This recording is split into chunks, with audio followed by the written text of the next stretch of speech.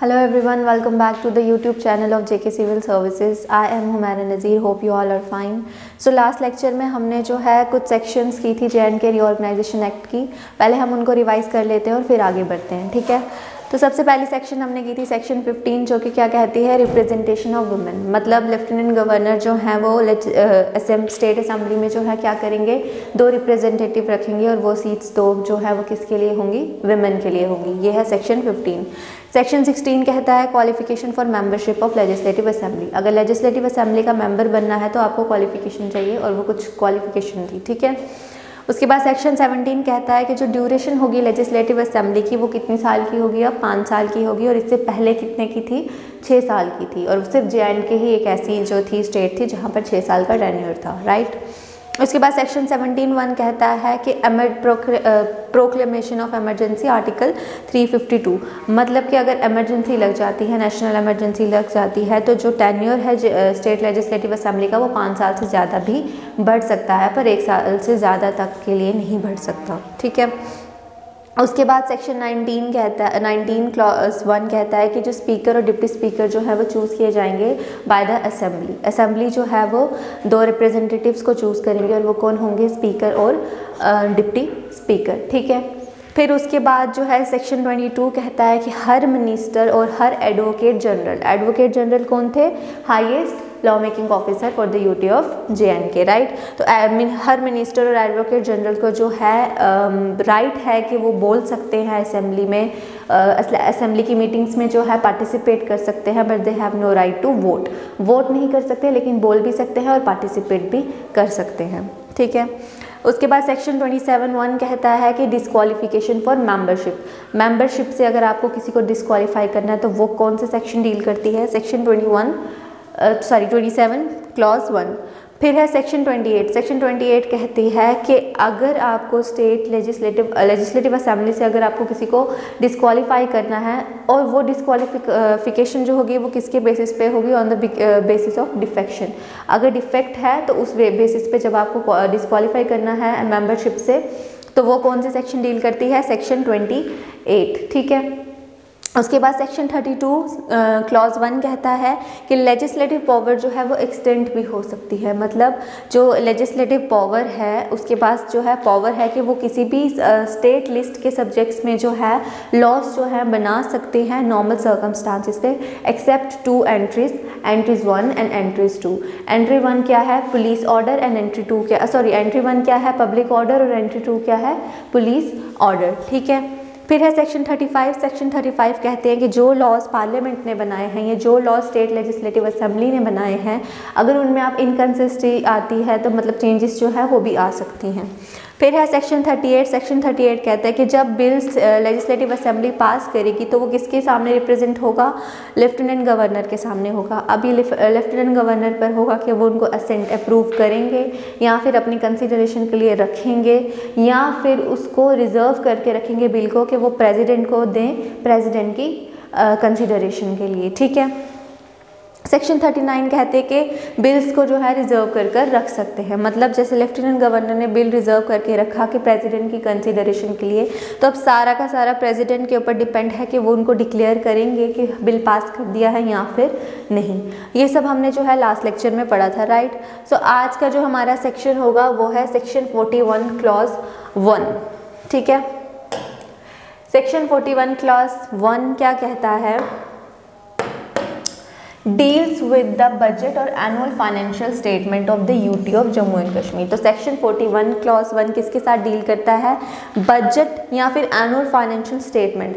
UT of Jammu and Kashmir की जो budget है और जो एनुअल फाइनेंशियल स्टेटमेंट है उसके साथ डील करता है. मतलब बजट क्या होगी कि इस साल में जो है कितना रेवेन्यू जो है कलेक्ट किया है in the form of taxes, और आने वाले साल में जो है कितना एक्सपेंडिचर होगा, मतलब कितना खर्चा होगा, उसकी जो सारी स्टेटमेंट है उसको बोलते हैं बजट या फिर annual financial statement.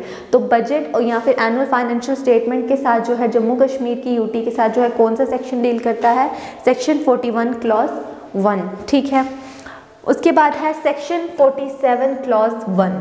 Section 47 clause 1 क्या कहता है, deals with the legislative assembly may by law adopt any one or more of languages in case in the UT of J&K as official language और languages। मतलब कि legislative assembly law बनाकर जो है एक या एक से ज़्यादा लैंग्वेजेस को अगर जम्मू और कश्मीर की यूटी में अडॉप्ट करना है तो वो कर सकती हैं। एक या एक से ज़्यादा लैंग्वेजेस को अगर ऑफिशियल लैंग्वेज बनानी है तो वो बना सकती है। और वो कौन सी सेक्शन डील करती है? Section 47 clause 1।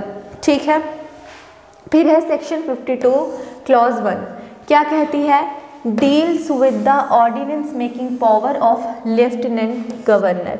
मतलब ऑर्डिनेंस हो गया टेम्पररी लॉ। क्या हो गया? Temporary law.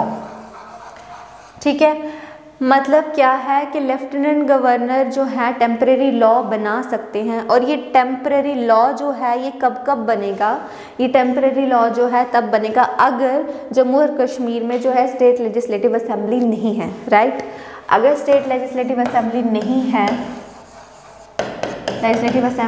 है तो जो है ऑर्डिनेंस की पावर जो है या फिर गवर्नर रूल है जैसे कि अभी है, तो जो है ऑर्डिनेंस मेकिंग पावर जो है लेफ्टिनेंट गवर्नर के पास है, या फिर प्रेसिडेंट रूल है, कोई भी केस है तो जो है उस सेक्शन के साथ डील करता है। Section 52 clause 1 deals with the ordinance. मतलब अगर टेम्पररी लॉ बनाने हैं लेफ्टिनेंट गवर्नर ने तो वो जो है इस सेक्शन के तहत जो है बना सकते हैं। और ये केसेस में किस केसेस में होगा? अगर वहाँ की स्टेट लेजिस्लेटिव असेंबली डिसॉल्व हो गई या मतलब है ही नहीं, दूसरा गवर्नर रूल है या फिर प्रेसिडेंट रूल है। ठीक है, तो सेक्शन 41 क्लॉज 1 क्या कहता है? हमारे बजट या एनुअल फाइनेंशियल स्टेटमेंट के साथ जो क्लॉज डील करता है, जो सेक्शन डील करता है वो है 41 क्लॉज 1। ठीक है, फिर है सेक्शन 47 क्लॉज 1। सेक्शन 47 क्लॉज 1 किसके साथ डील करता है कि अगर लेजिस्लेटिव असेंबली को लॉ बनाकर एक या एक से ज़्यादा लैंग्वेजेस को for the UT of Jammu and Kashmir adopt करना है एज अ ऑफिशियल लैंग्वेज तो वो इस सेक्शन के तहत जो है अडॉप्ट कर सकते हैं। फिर है सेक्शन 52 क्लॉज 1। सेक्शन 52 क्लॉज 1 क्या कहता है? Ordinance making power of lieutenant governor. मतलब कि अगर लेफ्टिनेंट गवर्नर को टेम्परेरी लॉ इम्प्लीमेंट करने हैं या बनाने हैं तो वो बना सकते हैं। और वो कौन सी सेक्शन कहती है? सेक्शन 52(1). ठीक है, अब आगे चलते हैं। अब क्या है? नेक्स्ट सेक्शन है सेक्शन 53 क्लॉज 1। सेक्शन 53 क्लॉज 1 क्या कहती है? Strength of Council of Minister consisting of not more than 10% of total members of Legislative Assembly। मतलब जो काउंसिल ऑफ मिनिस्टर की स्ट्रेंथ होगी, जो काउंसिल ऑफ मिनिस्टर की स्ट्रेंथ होगी वो टोटल जितने भी लेजिस्लेटिव असेंबली के मेंबर हैं उनके 10% से ज़्यादा की नहीं होनी चाहिए। मतलब 10% ही जो है स्ट्रेंथ होगी। ठीक है, सेक्शन 53 क्लॉज 1 कहता है कि जितने भी टोटल मेंबर हैं लेजिस्लेटिव असेंबली के उसमें जो काउंसिल ऑफ मिनिस्टर की स्ट्रेंथ होगी वो 10% से ज़्यादा की नहीं होनी चाहिए। ठीक है, उसके बाद है सेक्शन 54 क्लॉज 1। सेक्शन 54 क्लॉज 1 क्या कहता है कि जो चीफ मिनिस्टर है, वेरी इंपॉर्टेंट, जो चीफ मिनिस्टर हैं उनको कौन अपॉइंट करेंगे? Lieutenant governor. तो लेफ्टिनेंट गवर्नर किसको अपॉइंट करेंगे? चीफ मिनिस्टर को अपॉइंट करेंगे। और ये कौन सी सेक्शन कहती है? Section 54 clause 1। ठीक है, उसके बाद है सेक्शन 57 क्लॉज 1।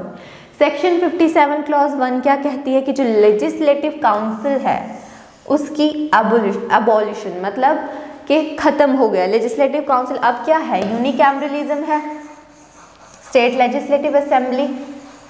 राइट, बाईकैमरलिज्म कब था? रीऑर्गेनाइजेशन से पहले तक बाईकैमरलिज्म था, लेकिन अब क्या है? लेजिस्लेटिव काउंसिल के ख़त्म होने की बात कर रही है सेक्शन 57 क्लॉज 1। ठीक है, मतलब अब यहाँ से भी पता चलता है कि अब जो है जम्मू एंड कश्मीर में यूनिकैमरलिज्म है। मतलब कि अब सिर्फ स्टेट लेजिस्लेटिव असेंबली ही होगी। ठीक है, उसके बाद नेक्स्ट सेक्शन नेक्स्ट है पार्ट 7। पार्ट 7 का सेक्शन 73। पार्ट 7 का सेक्शन 73 कहता है deals with the president rule. ये भी इम्पॉर्टेंट है। Deals with the president rule, मतलब प्रेसिडेंट रूल लग सकता है, और वो कब लगेगा कि अगर जो मतलब स्टेट लेजिस्लेटिव असेंबली है जम्मू एंड कश्मीर की, समझ लो for example state legislative assembly जो है जम्मू एंड कश्मीर की वो बनी है और वो लॉज के खिलाफ जाके जो है काम कर रही है, मतलब मान नहीं रही है बात, तो फिर जो है तब लग सकता है प्रेसिडेंट रूल। ठीक है, तो सेक्शन 7 पार्ट 7 का सेक्शन 73 कहता है प्रेसिडेंट रूल लग सकता है अगर जो कॉन्स्टिट्यूशनल बॉडीज़ हैं, मतलब जो मशीनरी है, जो भी लेजिस्लेटिव असेंबली अगर वो सही से काम नहीं कर रही है तो उसका फेलियर की वजह से जो है प्रेसिडेंट रूल लग सकता है। ठीक है, क्या है सेक्शन 53 क्लॉज 1 क्या कहता है कि जो टोटल लेजिस्लेटिव असेंबली की स्ट्रेंथ हो, टोटल लेजिस्लेटिव असेंबली के मेंबर होंगे उनमें जो काउंसिल ऑफ मिनिस्टर की स्ट्रेंथ होगी वो 10% से ज़्यादा तक की 10% ही रहेगी, इससे ज़्यादा की नहीं होनी चाहिए। ठीक है, उसके बाद सेक्शन 54 क्लॉज 1 कहता है कि लेफ्टिनेंट गवर्नर ही है जो कि चीफ मिनिस्टर को अपॉइंट करेंगे। तो चीफ मिनिस्टर को अगर अपॉइंट करना होगा तो वो कौन करेगा? Lieutenant governor. ठीक है, उसके बाद सेक्शन 57 क्लॉज 1 कहता है कि लेजिस्लेटिव असेंबली अब ख़त्म हो गई है, लेजिस्लेटिव असेंबली ख़त्म और अब है यूनिकैमरलिज्म। ठीक, उसके बाद part 7 section 73 deals with the president rule, कि प्रेसिडेंट रूल लग सकता है इन केस अगर जो लेजिस्लेटिव असेंबली है वो सही से काम नहीं कर रही है, कॉन्स्टिट्यूशनल मशीनरी की फेलियर की वजह से प्रेसिडेंट रूल लग सकता है। ठीक, उसके बाद आगे part 8 and section 75 clause 1 sub clause A. ठीक है, part 8 section 75 clause 1 sub clause A कहता है, ये भी इम्पॉर्टेंट है, कहता है कि जो J&K यूटी का जो हाई कोर्ट है वो कॉमन हाई कोर्ट रहेगा for the UT of Ladakh and for the UT of Jammu and Kashmir.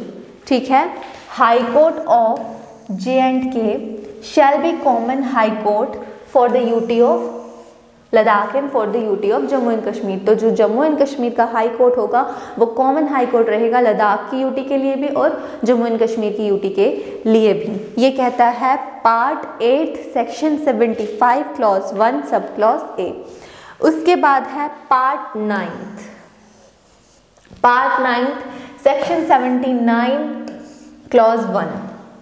Part 9 section 79 clause 1 क्या कहती है कि एडवोकेट जनरल की अपॉइंटमेंट होगी for the UT of Jammu and Kashmir. UT of Jammu and Kashmir के लिए एडवोकेट जनरल की अपॉइंटमेंट होगी, और मैंने क्या बताया था एडवोकेट जनरल कौन है? Highest law making officer for the UT of Jammu and Kashmir, highest law making officer, right. तो जो UT of Jammu and Kashmir की हाईएस्ट लॉ मेकिंग ऑफिसर है एडवोकेट जनरल, उनकी अपॉइंटमेंट भी होगी, और वो कौन सी सेक्शन बता रही है? Part 9 section 79 clause 1।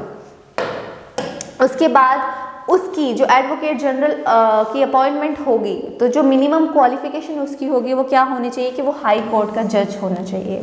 ठीक है, तो एडवोकेट जनरल की जो अपॉइंटमेंट होगी और उसकी जो क्वालिफिकेशन होनी चाहिए वो यही होनी चाहिए, ये होनी चाहिए कि वो मिनिमम क्वालिफिकेशन ये होनी चाहिए कि वो हाई कोर्ट का जो है वो जज होना चाहिए। ठीक है, उसके बाद है part 12 section 85 clause 1।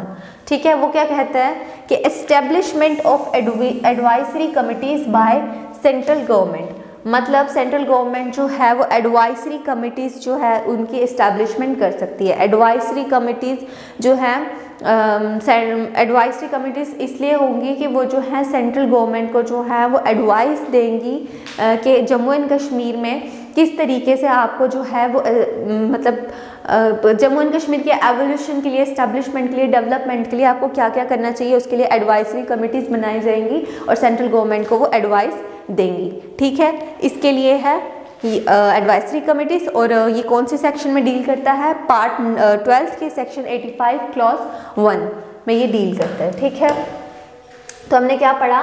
Part 7 section 75 clause 1 sub clause A कहता है कि हाई कोर्ट जो है जम्मू एंड कश्मीर का वो कॉमन हाई कोर्ट रहेगा जम्मू एंड कश्मीर की यूटी के लिए भी और लद्दाख की यूटी के लिए भी। फिर कहते हैं पार्ट जो 9th है सेक्शन 79 क्लॉज 1, वो कहता है कि एडवोकेट जनरल की अपॉइंटमेंट होगी, और एडवोकेट जनरल की जो अपॉइंटमेंट होगी, advocate general is the highest law making officer of Jammu for the UT of Jammu and Kashmir, and minimum qualification is, वो क्या होना चाहिए, जब जज होना चाहिए हाई कोर्ट का। ठीक है, उसके बाद है पार्ट 12 सेक्शन 85 क्लॉज 1 कहता है कि एडवाइजरी कमिटीज़ की जो है वो इस्टेब्लिशमेंट होगी, और वो करेगा कौन, सेंट्रल गवर्नमेंट करेगी, सो दैट जम्मू में किस तरीके से सिस्टम चलाना है, क्या एस्टेब्लिशमेंट, क्या एवोल्यूशन, क्या डेवलपमेंट करनी है, वो उनको यही एडवाइजरी कमिटीज़ जो है एडवाइस देंगी, करेंगी। ठीक है, उसके बाद आगे चलते हैं स्केड्यूल्स। अब आ जाते हैं स्केड्यूल्स। मैंने आपको क्या बताया था कि 103 सेक्शंस हैं, 5 स्केड्यूल्स हैं, 14 पार्ट्स हैं। 14 पार्ट्स में हमने जो भी इम्पोर्टेंट, जितनी भी इम्पोर्टेंट सेक्शंस थी वो हमने कवर कर ली। अब आते हैं हम स्केड्यूल्स पे। ठीक है, तो स्केड्यूल्स मैंने आपको बताए थे 5 हैं। तो जो पहला स्केड्यूल है, फर्स्ट स्केड्यूल, वो क्या कहता है, members of council of state, मतलब राज्यसभा, राज्यसभा। ठीक है, कहते हैं फर्स्ट शेड्यूल कहता है कि जो राज्यसभा के मेंबर्स कितने होंगे, क्या कहाँ से वो बिलोंग करेंगे, उस बारे में बात करता है फर्स्ट शेड्यूल। 5 शेड्यूल्स में से जो फर्स्ट शेड्यूल है वो कहता है members of council of state, that is Rajya Sabha, कि राज्यसभा के जो मेंबर्स होंगे वो कहाँ से बिलोंग करेंगे या कितने मेंबर्स होंगे, वो सारा कुछ जो है वो फर्स्ट शेड्यूल में डील करता है। ठीक है, उसके बाद है सेकंड शेड्यूल। सेकंड शेड्यूल क्या कहता है, पार्लियामेंट कॉन्स्टिट्यूएंसी, मतलब लोकसभा, लोकसभा के बारे में बात करते हैं। तो लोकसभा में जो जम्मू एंड कश्मीर है उसको कितनी सीट्स दी गई हैं, 5 सीट्स दी हैं, टोटल 6 थी, आउट ऑफ विच 5 जो है वो जम्मू एंड कश्मीर को दी हैं और 1 सीट जो है वो यूटी ऑफ लद्दाख के लिए है। अब उन 5 सीट्स में जो वो 5 सीट्स होंगी वो कहाँ से जो है बिलोंग करेंगी, किस किस को, वो है, पहली है बारामूला, ठीक है, उसके बाद है श्रीनगर, फिर है अनंतनाग, और फिर है उधमपुर, और उधमपुर की जो है वो कौन कौन सी डिस्ट्रिक्ट है, डोडा एंड कठुआ, और जम्मू जिसमें है राजौरी और पुंछ।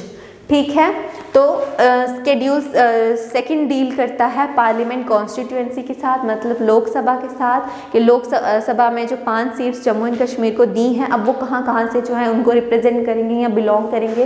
तो सबसे पहले है बारामूला, फिर है श्रीनगर, फिर है अनंतनाग, और फिर है उधमपुर जिसमें 2 डिस्ट्रिक्ट्स आ जाएंगी, कठुआ एंड डोडा, और फिर क्या है, लास्ट वन इज जम्मू जिसमें राजौरी और पुंछ आ जाएंगे। ये कहता है शेड्यूल सेकंड। शेड्यूल फर्स्ट कहता है member of council of state, मतलब राज्यसभा के जो मेंबर्स होंगे वो कितने होंगे, कहाँ बिलोंग करेंगे। फिर है शेड्यूल सेकंड कहता है पार्लियामेंट कॉन्स्टिट्यूएंसी, मतलब लोकसभा के जो मेंबर्स हैं वो कहाँ से जो है उन बिलोंग करेंगे, उस बारे में बात करता है शेड्यूल सेकंड। अब है शेड्यूल थर्ड। शेड्यूल थर्ड क्या कहता है, असेंबली कॉन्स्टिट्यूएंसीज, मतलब कि जो लेजिस्लेटिव असेंबली है उनके जो एमएलए होंगे वो कहाँ से बिलोंग करेंगे, उस चीज़ के साथ डील करता है शेड्यूल थर्ड। ठीक है, शेड्यूल थर्ड किसके साथ डील करता है, असेंबली कॉन्स्टिट्यूएंसीज, मतलब जो असेंबली लेजिस्लेटिव असेंबली में जो एमएलए होंगे वो जो बनेंगे वो कहाँ से बिलोंग करेंगे, उस चीज़ के साथ डील करता है शेड्यूल थर्ड। फिर है शेड्यूल फोर्थ। शेड्यूल फोर्थ कहता है ओथ्स एंड अफर्मेशन, मतलब ओथ्स के ओथ्स जो है लेनी है, जैसे अगर कोई जज बनेगा तो उसकी फॉर्म ऑफ ओथ क्या होगी, कोई लेफ्टिनेंट गवर्नर है उसकी फॉर्म ऑफ ओथ क्या होगी, ठीक है ना। तो ये जो है एडवोकेट जनरल है उसकी फॉर्म ऑफ ओथ क्या होगी, तो उस चीज़ के साथ डील करता है शेड्यूल फोर्थ। शेड्यूल फोर्थ कहता है ओथ्स एंड अफर्मेशन के, मतलब जैसे जो भी कोई नया जो है लेफ्टिनेंट गवर्नर बनेगा या एडवोकेट जनरल बनेगा या जज बनेगा या कोई भी मेंबर बनेगा, उसकी फॉर्म ऑफ ओथ क्या होगी, वो सारा डील करता है schedule fourth. Last schedule fifth. Schedule fifth के अंदर जो है वो क्या क्या आ जाता है, शेड्यूल फिफ्थ कहता है कि 106 सेंट्रल लॉज जो हैं वो एप्लीकेबल हो गए हैं for the UT to the UT of Jammu and Kashmir. 106 laws जो है नए वो एप्लीकेबल हो गए हैं to the UT of Jammu and Kashmir, और उनमें से मैंने कुछ लिखे हुए हैं जो इम्पॉर्टेंट हैं, ठीक है, सारे याद करने की ज़रूरत नहीं है। जैसे पहला वाइल्ड लाइफ प्रोटेक्शन एक्ट 1972, अब ये एप्लीकेबल हो गया है हमारी यूटी में। The right to information act 2005, पहले हमारा खुद का आरटीआई एक्ट था 2009, अब उसको रिपील कर दिया है, डिलीट कर दिया है, और कौन सा रख दिया है अब, the right to information act 2005, ठीक है। The right of children to free and compulsory education act 2019, ये रख दिया है। उसके बाद नेक्स्ट है the prohibition of child marriage act 2007, ये नया इंट्रोड्यूस कर दिया है। National security act 1980, the Muslim personal law शरीयत act 1937, the Muslim women protection of rights on divorce act 1986, the national commission for minorities act 1992, Indian penal code, पहले क्या था, Ranbir panel code, replace करके अब क्या है, Indian penal code 1860, Hindu marriage act 1995, the code of civil procedure 1908, ठीक है। ये कुछ जो है लॉज एप्लीकेबल हो गए हैं, जो इंपॉर्टेंट थे मैंने वो लिखे हैं। आपको अगर और भी एक्स्ट्रा करना होगा तो आप जो है ऑफिशियल गज़ेट जो है J&K रीऑर्गेनाइजेशन एक्ट की सेंटर की, आप उसको जाकर देख सकते हैं, ठीक है। फिर है the code of criminal procedure 1973, the Aadhaar targeted delivery of financial and other subsidies benefits and services act 2016, ये कुछ 106 सेंट्रल लॉज जो एप्लीकेबल हुए हैं जम्मू एंड कश्मीर यूटी में, उसमें से कुछ मैंने 13 जो हैं वो इम्पोर्टेंट लिखे हैं। उसके बाद ये सारा कुछ किसके अंदर आता है, शेड्यूल 5 के अंदर आता है। शेड्यूल 5 कहता है कि 106 सेंट्रल लॉज जो है UT of Jammu and Kashmir के लिए अब लग गए हैं। फिर उसके बाद शेड्यूल 5 क्या कहता है कि 166 स्टेट लॉज जो हैं वो वैसे ही रहेंगे, मतलब स्टेट में जब जम्मू एंड कश्मीर स्टेट थी तो उस टाइम पे जो लॉज थे उनमें से 166 स्टेट लॉज जो है अभी यूटी बन गई है, फिर भी वो लॉज वैसे के वैसे ही रहेंगे। तो वो कौन कौन से लॉज हैं, the J&K goods and services tax act 2017, J&K board of school education act 1975, ये भी अभी तक वैसे ही है। The J&K state board of technical education act 2002, ठीक है।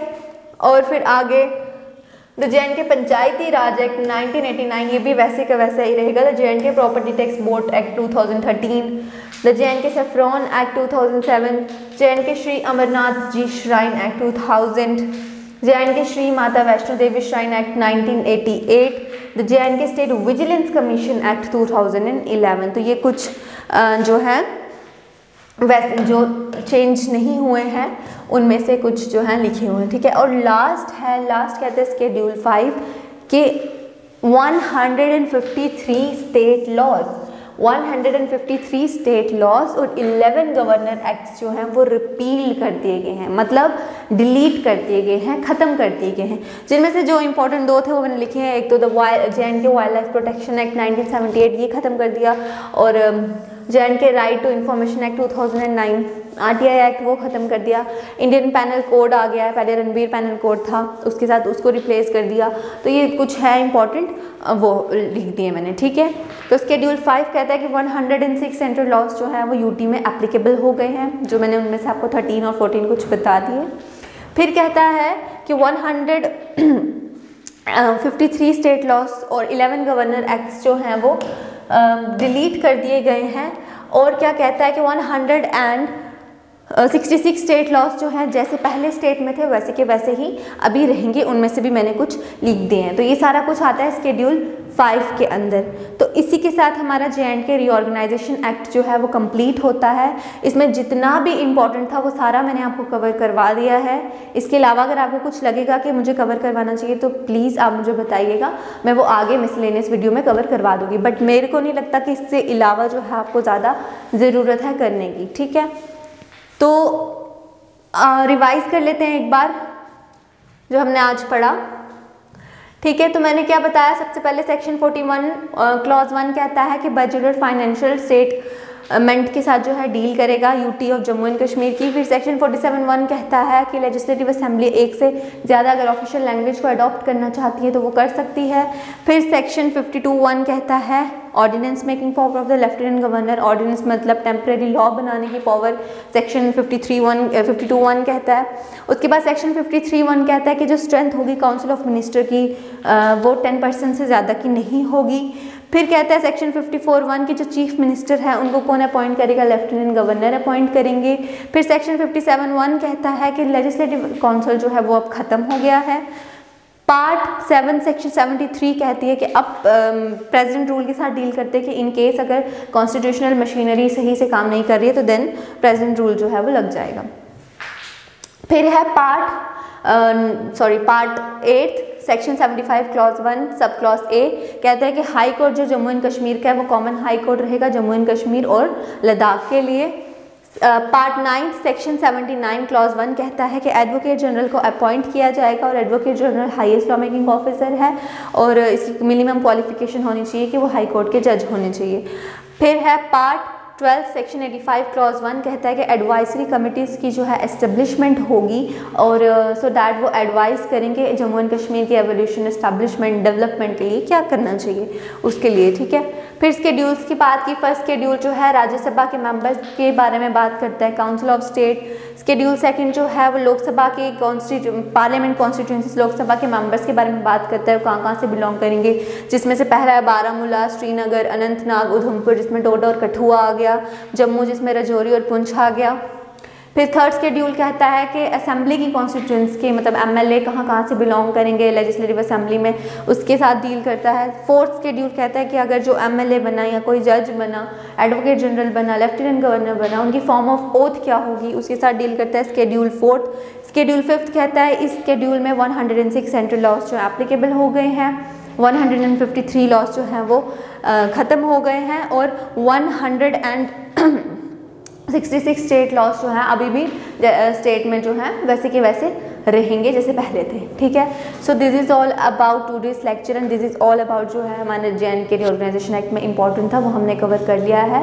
और तो या थैंक यू सो मच।